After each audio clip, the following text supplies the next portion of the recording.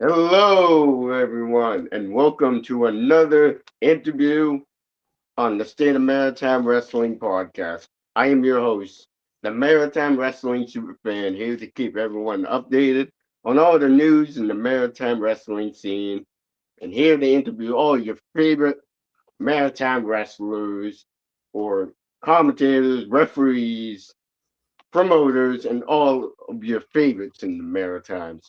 And for this interview, I am sitting down with one of the most amazing commentators in the maritime wrestling scene. Ladies and gentlemen, he is the newsman, Bill freaking Yard. Oh man, thank you so much for that fantastic introduction. I don't think in the ring or outside of the ring I've ever been referred to as anyone's favorite at anything, so that was a delight. Glad to hear it. Happy to be here. It is my first appearance on a wrestling podcast. Just saying. So this is the initial. I finally made it to the big leagues. Like finally got someone finally called me up and asked me to be on their podcast about wrestling. I guess is Oh what I'm yeah. trying to say. So I'm very happy to be here with the super fan, the guy who's been to more shows and always likes things faster than I like them on Facebook and TikTok. It's often a race anytime you see wrestling to go and get that first like. And if you can beat Connor, then that's the upper echelon of speed that I try to compete with all the time. So, uh, I got some questions for you, man. Were you a wrestling fan growing up? I was, and I will share with you this highly embarrassing story about how I started watching wrestling because we're on a podcast, right? This is a safe Right. space.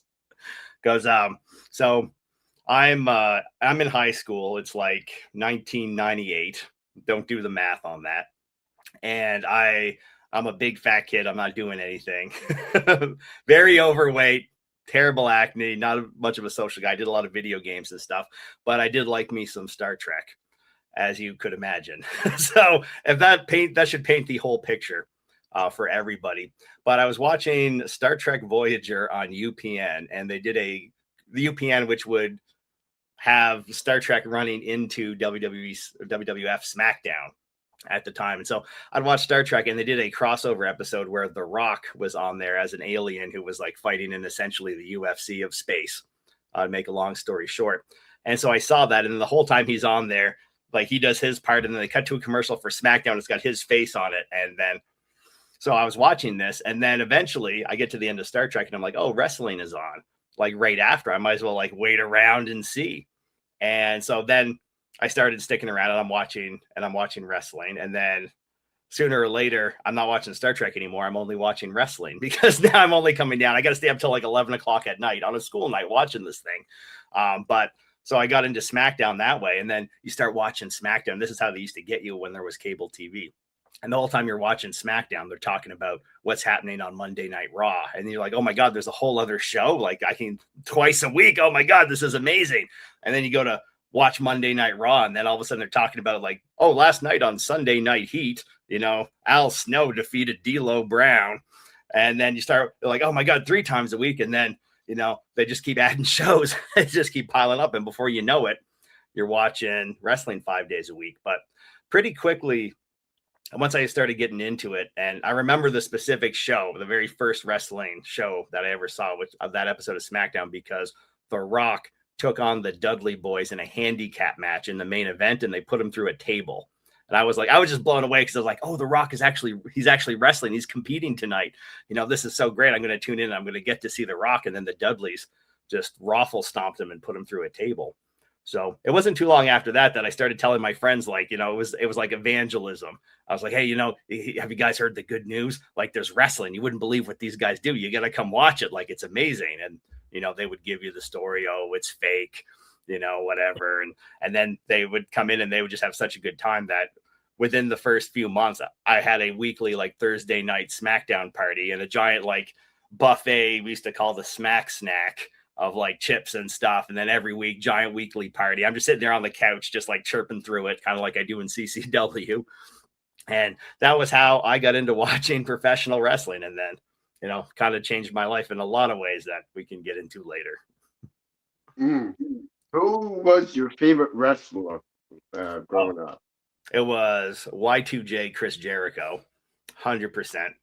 I love the talking and like the attitude and everything that he always brought. The technical wrestling was great too. He's a guy who really knows how to like reinvent the wheel, come up with new gimmicks. But all the trash talking he did to Stephanie, all the battles with the Faction when they had their giant stable that was just stomping everybody, like all the things that it was like every week you'd watch Y2J in those years. He was in a handicap match every week. And then eventually he would start winning them. It was like he could adapt. So I remember one night he had like a 6-on-1 handicap match and he won it in the end. And it was just ridiculous. And then oh my God, the whole bit where he was the undisputed champion and he beat The Rock and Stone Cold in the same night. Like very, very smart storytelling with Jericho and just so much fun to watch him. Even though I wouldn't say there's anything in his move set that was like super exciting. He had the walls of Jericho, which is great, but he just knew how to hit it the right thing at the right time. Mm. So, with you, when you said you were doing commentary on CCW, what made you want to jump onto commentary and work for commentary for CCW? Yeah, well, there's two playing factors in there. The first one is that during COVID, I had a pretty bad injury.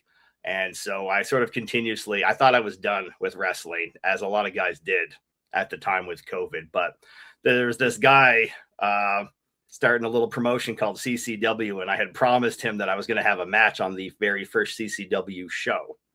And what happened was that show was scheduled 2 weeks into the first major COVID lockdown. So it was supposed to happen, but then it didn't happen.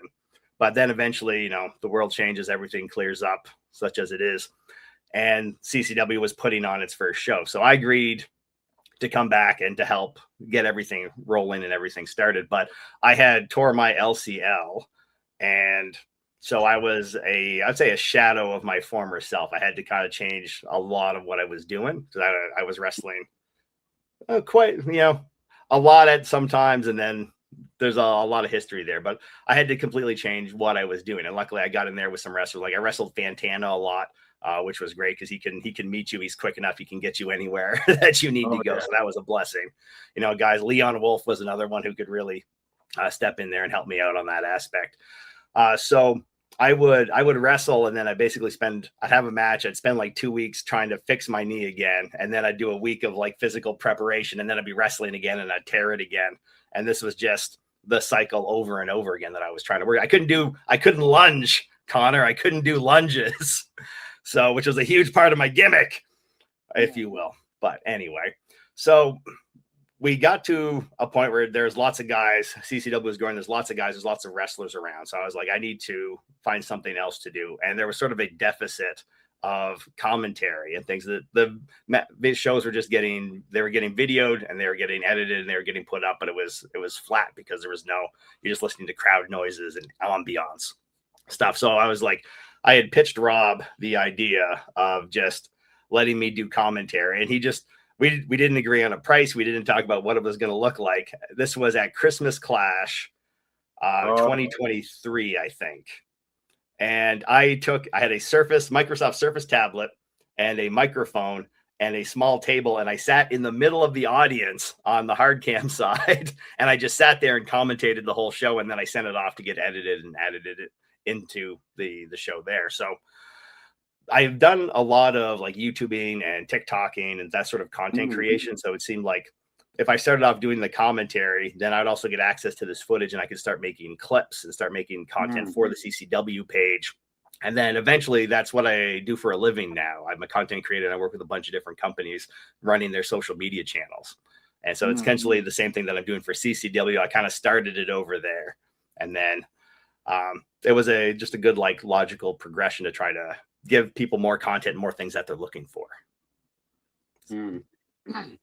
So with when you were on commentary, what were your most challenging matches in CCW that you ever had to call? Ooh, let me see.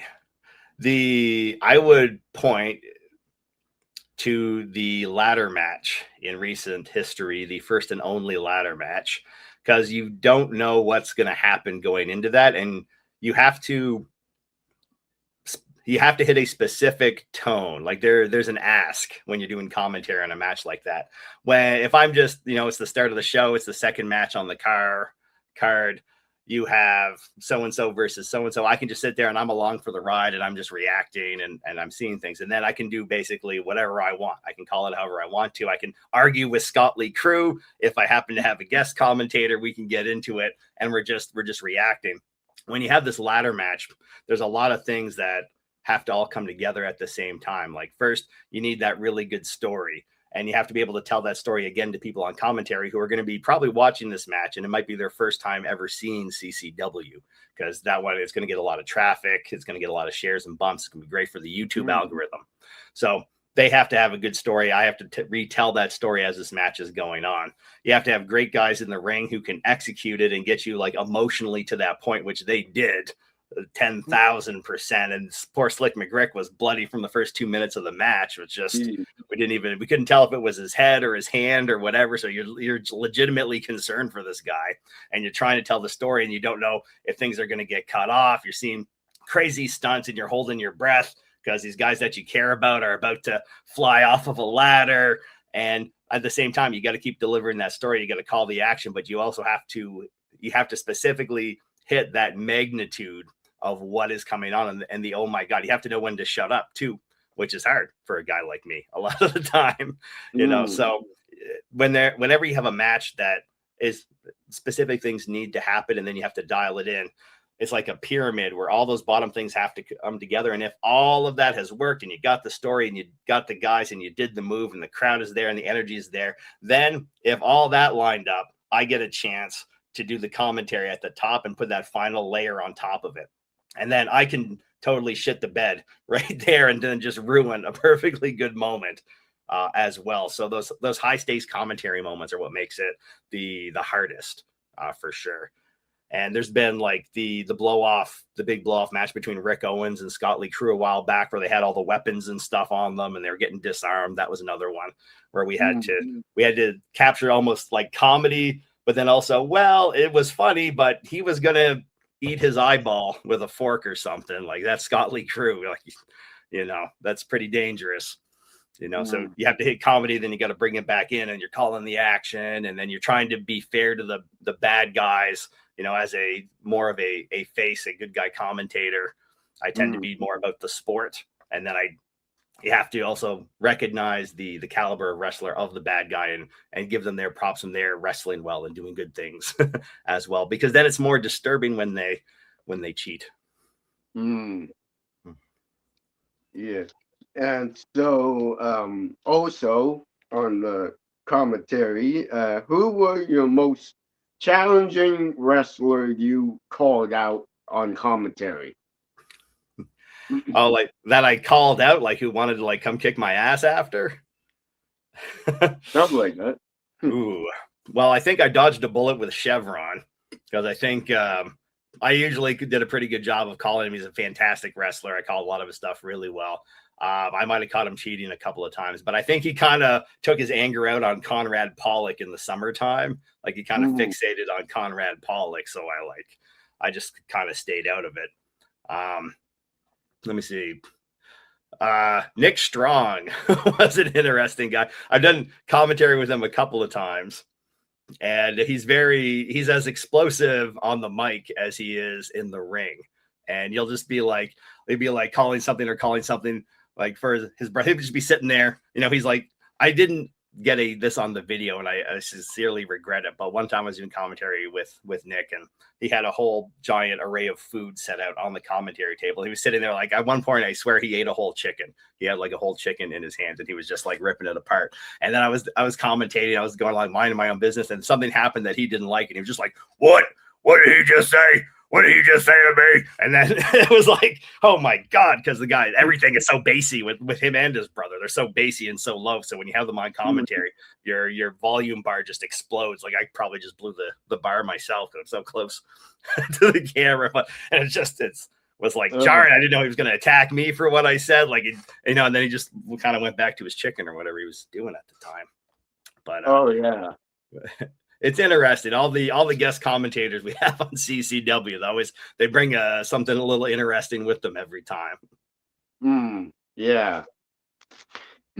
And when you were talking about like Conrad Pollock and so what is it like working on commentary with Conrad and when Salem Wilder was on commentary, what's it like working with him, and also that time when Bubbles came to Fredericton and was on commentary for CCW. Tell me what it's like working with them on Well, commentary. the interesting thing is that I got to work pretty extensively with Conrad Pollock since Salem Wilder has been back in action. So she's not on commentary anymore. So Oh Conrad yeah, is in there. The summer sort of ended, so Bill Yard slid back into commentary at that time, but I was actually gone for a little while. But I do a lot of the right, production stuff behind the scenes, like we're setting up cameras. I set up all that equipment. I'm running right. around doing that. Occasionally my little brother gets in the ring. I like to leave the building for that. Those Pat Persuasi matches. Oh yeah. But so I think maybe one time I got to do commentary with Salem at like a Doketown show or something. Like there's maybe, I can't remember where it was, but I only got to work with her once, and she's excellent. And I try to keep telling her every time I see her that there aren't enough female wrestling commentators, because if you had to name one right now, I don't think you could. It might be a better man than I, but we could definitely use more. And she was fantastic at it. I think she had a really good tone, really good manner about her for talking to the audience and communicating and reacting to things. So, that always be an option. I'd love to see, on that note, Bitter Bia Moss. I'm just going to put that out there into the ether. If she hears this, she would be an excellent professional wrestling commentator. She has unlimited technical knowledge and great personality that I'm sure comes through a microphone. I did get to do commentary with her one time at a Summer Clash she was only out for one match. It was Vanna Black versus Miley for the NWA title way back. And she was fantastic at it at the time. Got a great clip, was on my TikTok channel forever. So I got only the small opportunity to work with Salem, although I edited every match that she called. So I got a really good chance to listen. And with Bubbles, it is, I want to say, my biggest regret of that show. But I say that with an asterisk, but I didn't get a chance to do any commentary with Bubbles. I actually was busy in the first half of the show. My brother was busy. Yeah. And the production was insane for that show. The amount of wire running, and then I had to network with other social media teams, like 2 other social media teams, one for the exhibit center, one for Bubbles himself. And so I got to see him for a few minutes at the start of the show, and then I caught him on his way out of the building, which he kind of buried me. All right. Bubbles kind of buried me. If you remember that show, there was the giant blow-off match with Horsepower Hunter Sampson and Zane Valentine. And that was the ultimate moment.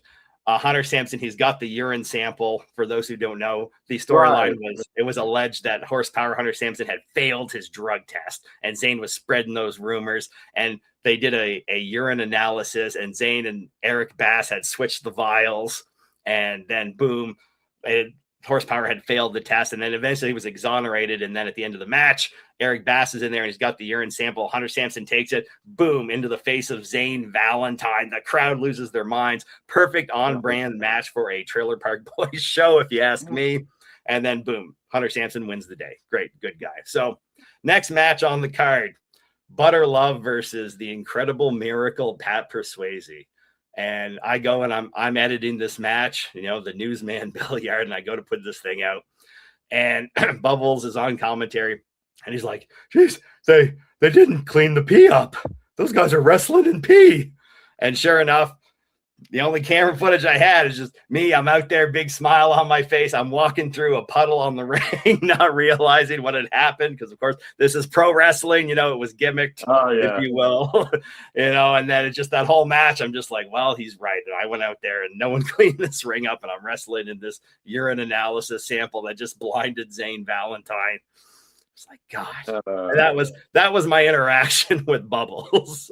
So basically, I caught him on the way out, and I was like, what are you doing, Bubbles? Like, did you talk about the ring? I can't remember how I brought it up. And then he's like, yeah, you guys were wrestling in P. It was continuity. And then I gave him some line about, thanks for showing up. We never had a continuity guy before. And I gave him some shit and we had a laugh. And he went off never to be seen again. So, yeah, so that was a slice of life for sure.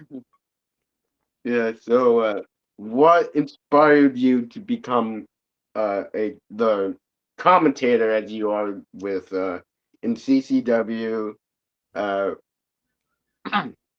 Yeah. Yeah, well, I saw that there was the deficit that we didn't have commentary, and I thought that would be a great role, and I needed to transition to something while I'm battling back injury that I just kept re-injuring over and over again. I'm having a pretty good off season right now, but I'll see how I'm going in a few weeks. But just the opportunity from like doing a lot of live streaming on Twitch. I did a lot of YouTube. My YouTube channel and my TikTok were previously Grand Theft Auto role play channels. Right. So I'd log in, I'd puppeteer this GTA character around. I was Billiard the Newsman. There was the thing. That the character came from Grand Theft Auto. It wasn't something that I came up with.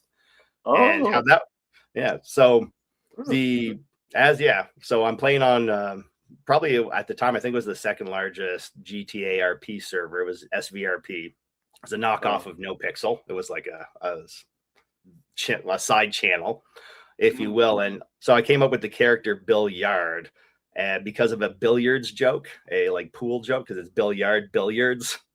And I was going to be a pool playing like Frank Grimes, kind of down on his luck gambler.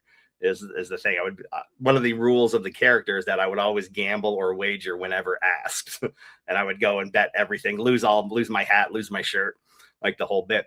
And so I came into the server, and they gave me the opportunity to become a news reporter. There was a guy I met that I was hanging out with, and he was the head of the Weasel News. They have in Grand Theft Auto, it's Weasel News. And they're just like the worst crooked, like tabloid news people. So I took that opportunity, and then I got really good at it. And that's when I built my YouTube and my TikTok channel off of for the first while. When the COVID shutdown happened, I had been streaming on Twitch. I had been like simul streaming to YouTube and that at the time, but I sold my house and I moved out into the country where I am now. And the internet wasn't good enough at that time to live stream anymore. So I had to lean all into just YouTube videos and just pre-recorded content, not live stuff anymore. And I missed doing the live stuff because you get a lot of your best stuff in the moment, in the heat of the moment when it's live. So being able to do commentary, I thought, well, this is great because I already have this channel and I already have this character, Billiard Newsman, and he looks just like me. Even the Grand Theft Auto character wears the blackish, bluish blazer with the yellow jacket and a yellow shirt and everything. So I went down to Value Village. I found the exact same clothing, and then I started wearing it. And then this way I was able to keep some of my GTA fans when I started dropping wrestling content all the time. But it's a war of attrition. I feel like every time for a while there, every time I would gain wrestling followers, then I'm losing GTA followers. And it just stays at kind of like equilibrium. But now wrestling is like dominating, taking over, because I started doing some WWE, AEW stuff. So that gave me this great avenue to take that character and then start doing it live in a wrestling setting and getting all of my content that way for it. And then it was really nice because it was already there. It was already ready and accessible for me. So it's just an extension of another character I was already doing, except the GTA Billiard talks like a little bit more like this because he smokes all the time. So it's got a little bit more like of a thing, but it's too hard to do that live for a whole show. I already lose my voice by the end of most of these CCW shows. Yeah. And so what were your favorite matches overall in CCW? Ooh, there is the first one that comes to my mind from last year. There's a Caden versus Spike SD match. It was Right, yeah. pretty early on last year, I think, and that was like the breakout Spike SD match where he kind of punched his ticket. That I think that really ended his rookie year, and it was like this was a fantastic match. It was back and forth, super technical. Mm. Spike has a brain for wrestling way Oh, beyond the amount of time that he's been there. He can put together a match. He can remember all this shit. Some of us have to make it all up on the fly because we can't remember anything once we get out there. I oh do. yeah. Yeah, I'm a crowd work guy. I'll go out, make it up on the fly. I put people down, lots of crowd work. That's how. And I like doing comedy. Now there's not enough guys doing comedy. I'll throw that in Mm. as well. But that Spike SD Caden match, that was a breakout. And then we were really hard on Caden and his knee pads at the time Oh too. yeah. You know, Yeah. that's that fire, that pot is still on the stove between me and Caden. We're gonna see when he gets back over here. He's been elsewhere doing some great work. Yeah. He's been doing like an in-ring segment over in IPW. Yeah, Maritime. It's been doing good with that. yeah, Um, he's been all over. He's been all over the place. He's, great gimmick, great talker. So I know he yeah. had that. They had that arm injury of one sort or another that kind of sidelined him for a little bit, and they started doing those in-ring segments. So hopefully Right. that's all good to go, and we're gonna see some more Caden wrestling Oh in the yeah. not too distant future. Uh, and so, who would you like to bring in on commentary for future CCW shows? Ooh, I feel like you have to look at the CCW women's division and the people that have been coming through there. And I would love to get any of the trio because we had that triple threat match last month. Vanna Black, Stormy Right. hasn't been on commentary like for real to really go out and give it a go. I love to get Salem back for another one as well. It's not having a chance to work very much with her. When you go to the other divisions and you think about interesting personalities and interesting talkers that you would want to have on commentary, you have to take a look at Shano. I Oh think yeah. with the radio background and then the voice and like the character and the bruiser, Yeah. that he is, I think he could bring something a little special on there as well. Yeah. He'd be a I smart think. pick. Yeah, I think he would be really good on commentary, though. And on that note, it would it would be painful, but I would do it for the CC audience, and I would commentate at least one match with Big Bad LG. I Oh could. yeah. Another good. That's Another another good. one. I feel like you just have to basically call the match and then swing the camera to LG once in a while, and something ridiculous would come out of his mouth, or he'd have like the little beef tartare thing, or he'd just be drinking champagne, not paying attention. There'd be his feet up on the table. You know, Oh knocking yeah. over my bear paws. The Big Bad LG. No regard. No regard, that guy. Yeah. But I he actually recently still he started doing remember. that picture in picture with his glasses. So we have his entrance from Clash 42, and he's wearing the glasses so you can get his perspective as he's coming out and people are yelling at him. It's alarming. I would recommend you go and watch it. The things people are saying to him and yelling and looking like they want to throw at him when he comes out. You ever want that first person Big Bad LG experience? Go check out Clash 42 on YouTube. Hmm. I still remember there was one show. I think it was at the Capitol Winter Club there. I think it was the last show for at the Winter Club, and I remember. I think this was during when Slick was injured and LG was injured, so you brought both of those guys on commentary. Oh man, it was Oh yes. Oh yeah. I remember. I think I was sitting right in the middle too, the way they had it right. set up. Yeah, And I think I have a picture of the two of them on either yeah, side. I'm just trying to mind my own business and then call a show. But Slick's another good guy. He was a good commentator. Worked with him yeah. a few times. Great technical knowledge. Like good voice for it as well. Very unique. But yeah, it wasn't too long after that LG got his face smashed into the cake by the Strong brothers, as Oh I yeah. recall. That was a big moment when you get to see someone smashed through a cake, on a local show. Oh yeah. But it could have been worse than being pushed on a ladder and then going through two tables. That's even Yeah, we were. Oh man, oh yeah. really? Let me tell you, they didn't really practice. You can't practice that either. You just kind of take a look No, at like, okay, no. gonna be this ladder, those tables. Let's just try to hit it. And boy, he hit it perfectly. Like I can't believe how well everything in that match actually went. Aside from the slick needing stitches for his hand Gee. after that was. I'm sure all those guys were like beat to hell like the next morning, like Yeah. shuffling around. But oh my It was god, what a probably, match! it was probably sore though too after. Jeez, Oh yeah. yeah, yeah. The Especially impact, if the I'm crazy taking stuff all the that came. bumps. Holy. Yeah, Spike Estes swanton on the ladder, and he kind of caught his upper back on it, and then got launched off. And he also did that leapfrog move, which I thought was kind of innovative. Which he was I think it was Spike. He was telling me about the idea he had, and he was basically the thought process was if I was like a kid watching wrestling or I was a kid like playing with the ladder, what would I do? And essentially he uses it like a pole vaulter would use the pole. So he grabs the top of this thing and just jumps and he rode it down and it just mouse trapped onto Scott Lee Crew. And Oh yeah. it was a nice little throw and it's quick, reasonably Yeah. safe, pretty good impact on it. Yeah. It was a lot of big spots in that match though. A God, lot of just as soon as one ended, like you'd be done calling that, I'd be like, when you're doing commentary, you're trying to control like a volume knob, how your reactions, and you want to be hitting that 10 for the big finale.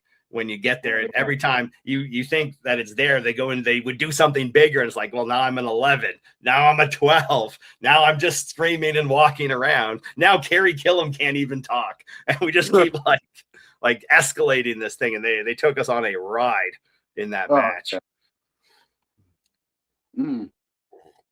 So, do you have any advice for anyone who is starting their journey into commentary on wrestling? Ooh. Yeah, I would say don't be scared to not talk. A lot of guys will just feel like they have to fill in. So don't be scared to just shut up and let the stuff happen in the ring. And that's advice I have to give myself constantly when I go. Don't be scared of negative space. Number two, try to talk in sound bites. Your editor will thank you. You can see how right there, when I talked and I said that, I said, speak in sound bites. Pause. Your editor will thank you. Pause. That way, when you go to edit or you're trying to make clips for TikTok or things like that, you have said the punchline, you got the message out, and then there's a break in there. So it doesn't just slur together from one thing to the next. The audience can hear that and absorb it. They need time to marry that to the visuals that they're seeing at the same time. Then the third and final point for up and coming commentators is you have to modulate your voice. So this is a podcast. So I'm trying to do the podcast voice, and we're just, people are going to be driving or like drinking coffee and stuff while they listen to it because it's a podcast, but you need to bring your voice up and you need to bring your voice down. And when you're giving 100% to that and you're trying to really get your voice doing some interesting things, people will only hear 20% of what you're putting into that. So you need to bring your best, like Jim Carrey, the best crazy Rob Schneider, Adam Sandler, whatever you got, like just up and down and up and down to get it to come through on the microphone. And when you get good at that, you can also start doing voiceovers for people. So that's a nice little side hustle, get into the voice. Your voice is unique. You can go out there, voices.com. There's all kinds of sites. You can get into a little bit of a voice game racket. You need 100 revenue streams in 2026. You need 100 different hustles going on if you want to make it as a content creator, as a wrestler. You need to just have a little bit from just everything under the sun. So with, that being said, as my three things for an up and coming commentator, post frequently, like try to get at least 3 posts a week. Doesn't matter what you're doing. If you're on TikTok, something every day. but don't put a lot of pressure on yourself. It doesn't have to be great, because the most important video that you're going to make is the next one, is a great way to think about it. You make a video like, oh, I spent 8 days editing this perfect video. There's 100 transitions. I did my own special effects. I got great custom music. You're going to put it out, and 24 hours later, no one is ever going to see it again. Like 0.0001% of your videos will have long-term payoff. So you need to put out 1,000 videos before you get there. So don't spend too much time on any of them. Just bang them out, get them out there, and just keep it coming consistently. That's how you get recognized on like Facebook, Instagram, YouTube. You got to be putting content out all the time. If you don't invest the time in the platform, it doesn't invest the time back into you. And then you can apply that to when you're working for wrestling companies. CCW has constantly got stuff coming out, and it's always like, okay, next video, next video, next video. And then we have only a few of them that we will promote, or that we expect to get some long-term because they're important for a storyline. All right. Yeah. Like that. Yeah. I'll give you a teaser of upcoming. When does this video go out? Actually, maybe I shouldn't. The interview comes out like every Wednesday at 6 p.m. So okay, so this won't be out till like next week. Yeah. Okay. I usually try to put out the interviews out like on the same time as the episode for the weekly show. Oh yeah, okay. Yeah, we have there's a video. It'll already be out at this point, and there's kind of a vaguely some interesting an interesting return possibility of a minor group or some kind of affiliation. And so I got to make this really cool video for it. And I was kind of, when you're working with like a potential new storyline, like maybe it's going to be nothing, maybe it's going to be something awesome. You try to come up with a brand around a way that you're going to cut it. And I was inspired by Metal Gear Solid for this one. That was the vibe that I was looking for. So if you are watching this interview, you want to go back and see what video came out on Friday last week. I think it's for Friday or Saturday. You'll know it when you see it.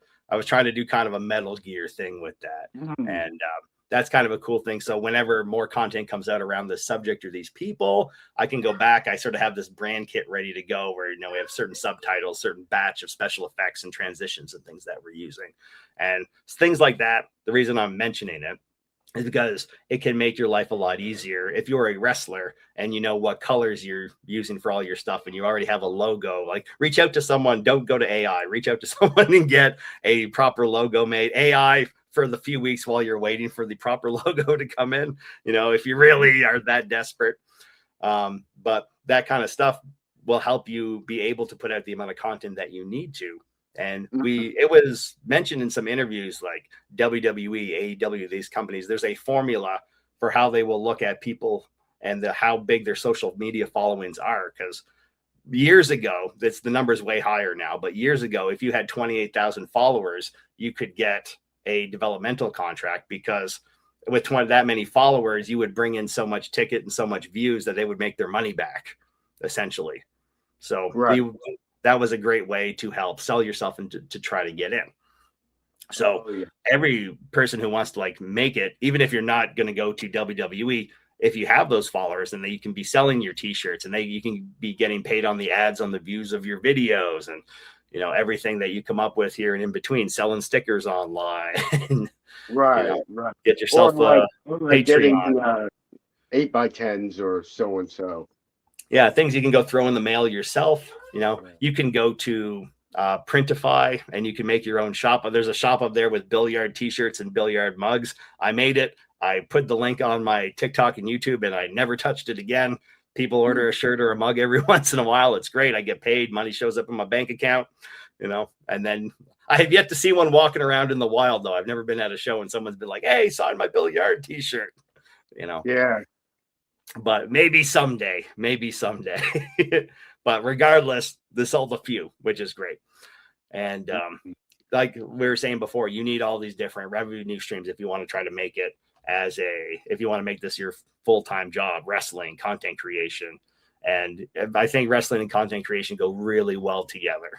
Like the only mix that was better was I was a gymnastics coach for a living, and doing that side by side with professional wrestling was amazing because Mm. I was always in tremendous shape. I'm spotting kids were flying 20 feet up in the air on trampolines, high level, national level athletes, things like that. And I would do that all week, and then I would go wrestle on the weekends. Schedule was great. Oh, Stayed in yeah. shape, trained. And the competitive season for gymnastics would ramp up in the winter months, whereas professional wrestling ramps up in the summer. So it was great. The wrestling shows would kind of drop off. I'd be on the road all the time for gymnastics, and then gymnastics would stop, back on the road for wrestling. It was like, whew. It was like they were made for each other. And there's so many gymnasts that are now popping up in NXT. Like they're everywhere since Tiffany Stratton went Right. out, like really broke down that wall. There's been grabbing gymnasts, like NCAA gymnasts everywhere they can get them. Sol Ruka, Yeah. Kalani Jordan, all these. There's a laundry list of them with that gymnastics background, and it's such a perfect fit. So Oh, aside yeah. from content creation, if you can work in a sport, that's pretty good too. Oh, yeah. Do you have anything to say to your fans? Ooh. I'd like to thank my one fan for tuning into this. I'm kidding. I wanted to thank everyone for the support that I have gotten as Bill Yard, because that has meant a lot to me and my family. I was able to, just by like leveraging like the relationships, get new clients for my social media business whenever I've needed them. Which was only really once. I was low on clients because of I was low because I was ready to add more clients. And so I cut a video a few months ago, and it was some goofy video with a bad TikTok hook, but I think I brought some charisma to the delivery, and everyone shared the shit out of that video. And then I got like 3 more clients, and I was done. I was made. That's all I could handle was 3 more at the time. And it happened in like 2 days. And that just blew my mind, because like that's an incredible thing for people to help you to do. And then that allows me to, I work from home. I get to see my kid every day. I cut videos. I bang out like 50 videos a week. Like, it's fantastic. It's a ton of fun. And I live out here in the middle of the country. And then sometimes I was saying to Rob a little while back, sometimes I only see other people at wrestling. Like, I'll go to CCW Clash 40 and I'll see people, and then I'll go home and I'm out here in the middle of nowhere and I don't see another person until I go back for Clash 41. Like, I won't cross paths with another person, maybe a delivery person, and just to know that I'm reaching so many people, like, with this content, and that people will see it. You'll see Bill Yard, you'll see some goofy WWE video, you'll have a laugh, takes your mind off your day, and then you go back to whatever you were doing. But that I've been able to affect so many people and just cheer them up a little bit, or give them a laugh, or a little diversion. And I just want to thank everyone for the support, like the likes and the comments, and helping me out when I needed clients and stuff, and allowing me to be able to do this. Oh, yeah, definitely. You can't mess with greatness. For one of the best CCW commentators on CCW, you can't mess with that sweet audible chocolate to my ears. Yeah, I feel like I haven't got enough mileage out of sweet audible chocolate. Like, Wow, yeah. I think it's on the shirt. Hold on a second. Yeah, I think, yeah.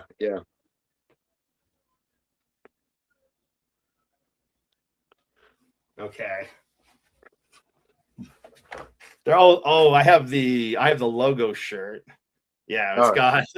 This is the shirt I was talking about. You got the Bill Yard logo. Yeah, that's the GTA pick.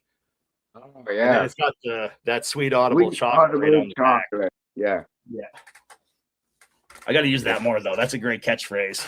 I gotta find a way to get Bill Yard into the ring in like a management position or something, so I can bust out a catchphrase once in a while. But this is gonna be, I'm predicting, the best summer ever for the NBWA and probably CCW, just because of all the work that was put in last year.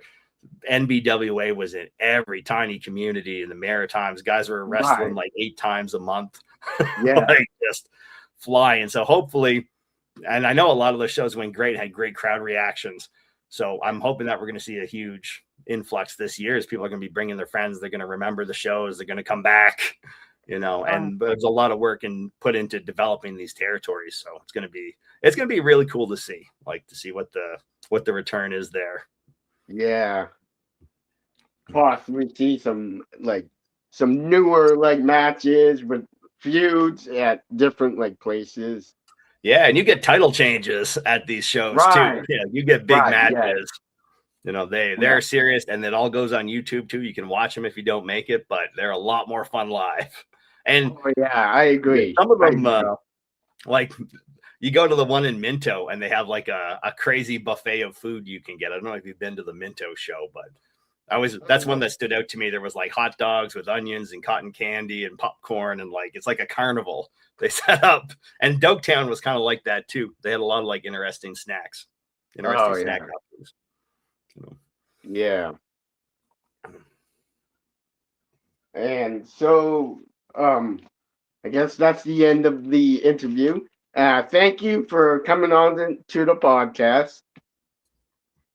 Yeah, it was a pleasure. Like I said, thanks for having me out. This is my first wrestling podcast. Happy to do it.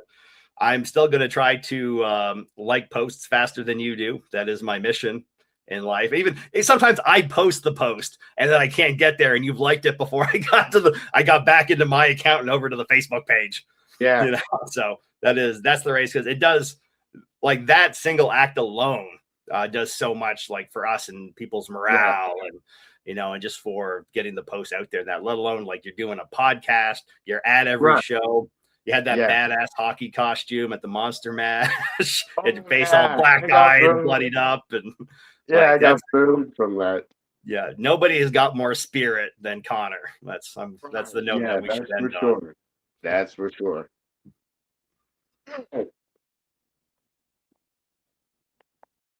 Thank you for listening to my interview with the Newsman, Bill Yard, the voice of Capital City Wrestling. This is the truth, the voice, the sound. New episode and interview available every Wednesday at 6 p.m. Atlantic time. Don't forget to like, subscribe, and follow the State of Maritime Wrestling Podcast on all your social media platforms. Links are down below in the description. Thank you all for listening, and thanks for all your continued support, and have a nice day.